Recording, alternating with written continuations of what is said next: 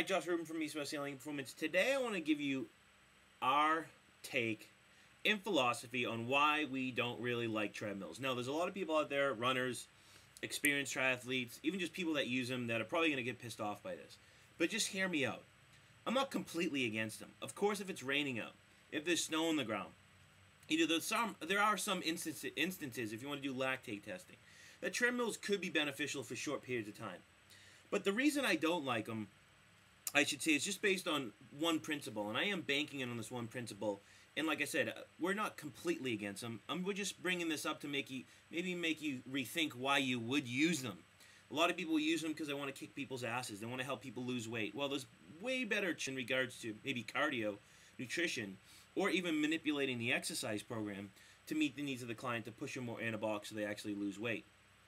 So if you look at running, now there's two neurophysiological processes in the body, and they're called righting versus a tilting reaction.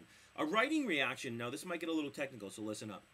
And trainers and practitioners, you should be thinking about this when you're working with clients, because you can actually really benefit your client in regards to exercise in their sport or life, or where they live based on the seasons to really benefit your client.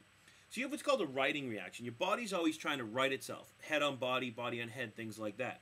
So if my shoulder drops this way, my head's always going to try to right itself this way. The head always wants to align itself in this plane of motion.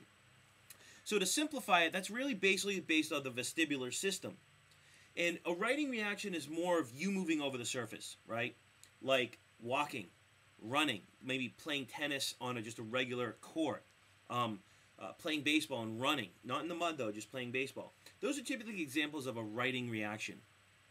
How would that equate to exercise? Well, that'd be like doing a squat on the floor. That'd be doing like a single leg squat on the floor.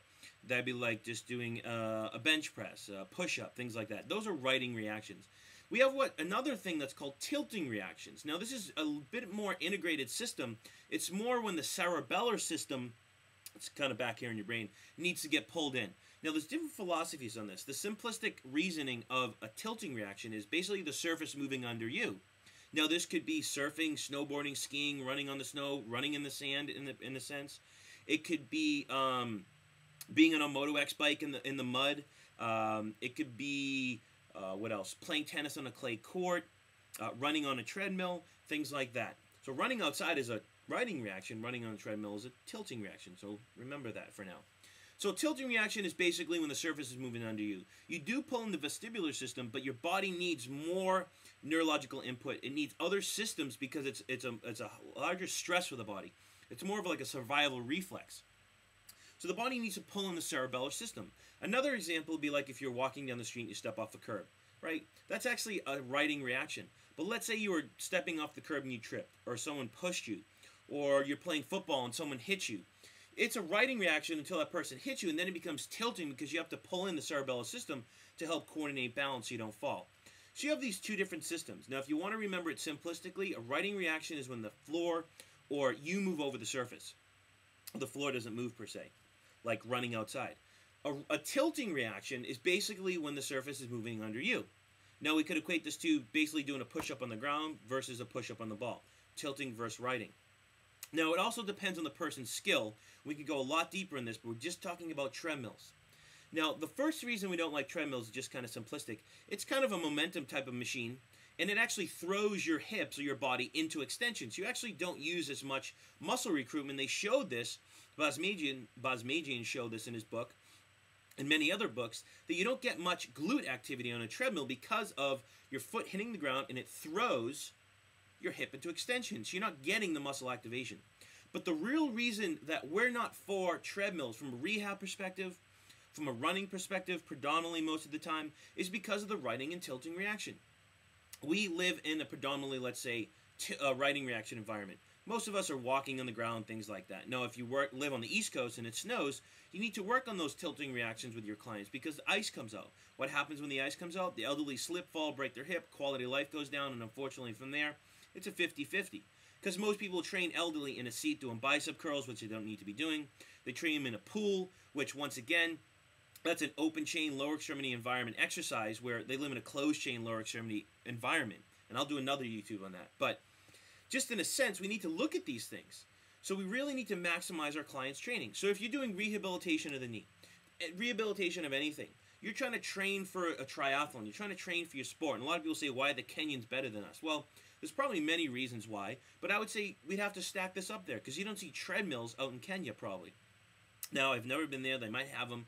The bottom line is running on the street, running outside in nature, unless you're running on a muddy trail, sand, snow, things like that, or ice. But running outside predominantly is a riding reaction. You are moving over the surface. You use more of the vestibular system. It's like a computer program. You're using that computer program to run over the surface. Now, you hop on a treadmill. What happens when you're on a treadmill and you get off? You step on the floor and you get this weird feeling. It almost feels like you're still moving. And that happens because when you're on a treadmill, you actually activate a completely different system. You develop you actually work the tilting reaction system, which is the cerebellar system. So you're actually detraining the vestibular system in a sense. Now you're training the body to work in a tilting reaction environment where the surface is moving under you, which is not an environment that we predominantly live in. Once again, if you're training in the snow, it's completely different, but just for your general Joes here, San Diego and other places, you're completely training the body 180 of how it works. So you get off the treadmill, and you have this weird, almost vibratory feeling. You start to walk, and you feel like the floor is moving under you because of that transition phase of your body now trying to get back to the riding reaction. So it's super important to really understand what your clients need in order to train them best. So our philosophy, and the reason why you might want to rethink using treadmills, is because walking and running is predominantly a riding reaction. Walking and running on a treadmill, predominantly tilting reaction. You're training the body 180 degrees of how it works normally. Now, we could say, what if I'm working with someone and it's the snow, slippery, ice, they're running on water, mud, on and on and on. Then we might say we might want to use that for some of their training. But we see most people predominantly use this because it's easier, you go in momentum, you don't have to go outside, on and on and on. So from a perspective of training the body of how it works, how the nervous system works, and really benefiting your client, using a treadmill is actually going to detrain their nervous system and actually could put them at a higher risk for injury. So thanks for tuning in. Check out our website at eastwesthealing.com, and I'll check you later.